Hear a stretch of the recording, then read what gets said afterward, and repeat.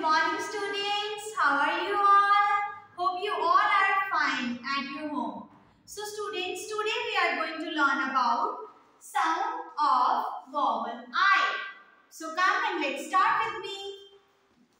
First number is bin. The spelling of bin is B-I-N. Bin. We are using dustbin in the classroom. Kindly show it to ma'am. This is a dustbin. We are using dustbin in the classroom. For what? Tell me.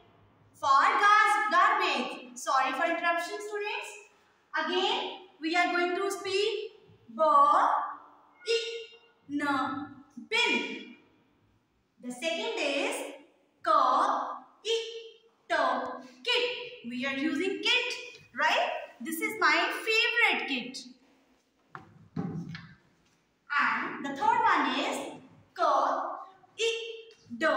Kid. Do you know who is kid in my classroom here? He is my cute kid. Do you want to eat candy, bacha? Aww. Say thank you, ma'am. Oh, he is very cute. And the fourth one point is lid. L-I-D. Lid. This is a lid. We are using lid for closing my tiffin. Fifth point is P-I-N. Pin.